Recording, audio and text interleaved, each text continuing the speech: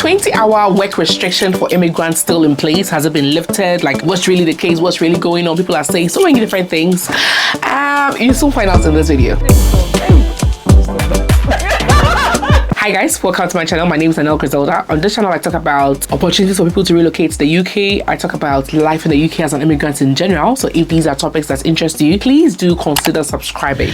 What has been the case from time memorial is that if you are on a skilled worker visa or a tier 2 visa, you can work for your main sponsor. That's the person who gave you the certificate of sponsorship for as many hours as you want, okay? But if you want to take up additional work, okay, with a second employer, like let's say if you're a nurse and you want to do agency, you are only allowed to do 20 hours for this second employer. This second employer does not necessarily need sponsorship license, but it has to be up to 20 hours a week. So you cannot do more than 20 hours each week, okay? Immediately you do that, that means you're going against the rules of your visa, and that can land you in trouble in the future, right? And also that second job that you were taking should be the same profession as you came to do. Like if you're a nurse, it has to be a nursing job, right? This was a worry to so many people because they could not make enough money from their main job, and the 20 hours extra was just not enough to earn a lot more, okay? Especially with the high cost of living. This was really worrisome, it was really troubling, okay? And there have been so many complaints. During the COVID, it was so easy. Lots of people were able to make a lot of money during the COVID because this was scraped off. There were absolutely no restrictions whatsoever, and people were able to work well. But now with the high cost of living and with all these bills, it's really stressful. So maybe they've heard our cry. Maybe we finally gotten what we deserve because there's been an update, okay? And this update came in February 2023, so I'm a bit late with this information, but guys, forgive me. Give this video a like if you've forgiven me.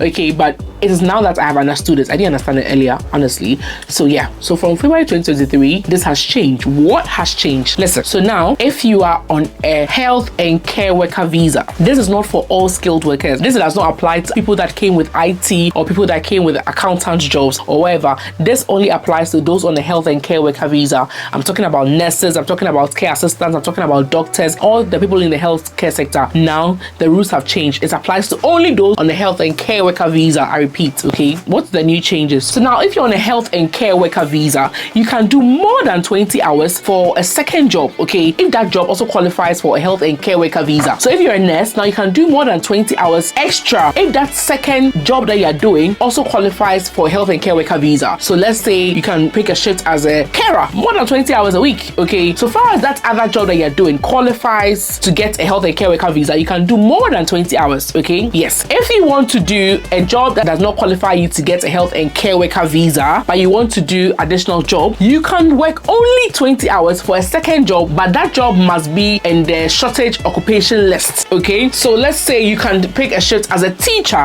but you can only work maximum 20 hours a week for that your teaching job, because the teaching job does not qualify you to get a health and care worker visa. Another thing is you should be working for your main employer. You should still be working for your main employer. You cannot stop working for your main employer, the one who gave you your certificate of sponsorship, and go and work for another company or another employer. Once you're still with your main sponsor, your main employer, let me repeat, you can do more than 20 hours a week from now. If that job that you're doing qualifies to get a health and care worker visa, you can do more than 20 hours a week. But if that job does not qualify you to get a health and care worker visa, but is on the shortage occupation list of the UK, like teaching, whatever, all the jobs on the shortage occupation list, you can work only up to 20 hours a week, okay? And this is being reviewed. They've given themselves up to 6 months to review. So you can only do this from now till 27th of August 2023. After that, you're going to review and any updates will be communicated to you. So I asked myself, probably maybe our prayers have finally been answered. Probably maybe finally we are going to get what we deserve. Probably maybe they are loosening all these rules to make us a bit more comfortable, because people are complaining that they cannot survive on just the money they are getting from their main sponsor and would like to do other things. And the 20 hours was just not enough to bring in so much money. So now maybe they are listening to us. Maybe things are going to get much better with time. So just let's keep wait and see. But then I said you still have to be working for your main sponsor, okay? And then the additional job should be a health and care worker job, okay? That way you can do more than 20 hours. If it is not a health and care worker job, you can only do 20 hours if that job is on the shortage occupation list. If that job is not on the shortage occupation list, you cannot do it, okay? This only applies to people on a health and care worker visa. If you're on a skilled worker visa but yours is not a health and care worker visa, this does not apply to you, okay? So it's like they are helping us, but they just want to see how it goes. They just want to check how it goes before they make it official. I have a feeling things are likely to get much easier after the 27th of August. Okay, so let's hold on and see. All I can say is that it can also be that after 27th of August, after the review, it's going to go back to that strictly 20 hours for a second employer. So now all I can say is let's hurry and book as many shifts as we can in this time period. It's just 6 months. Okay, this is the only time you can get. So let's book as many shifts as we can. Okay, let's try other professions on the social occupation list.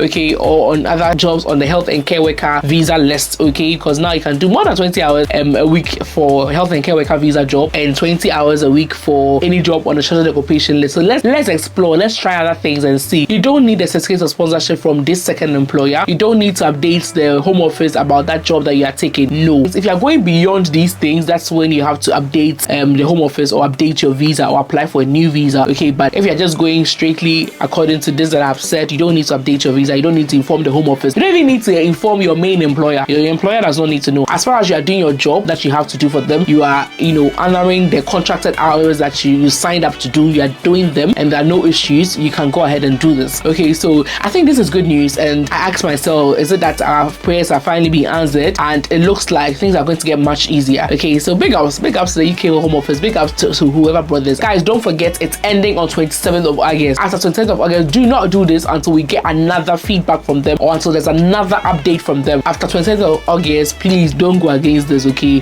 thank you so much. I hope this was understandable. Thank you. Bye.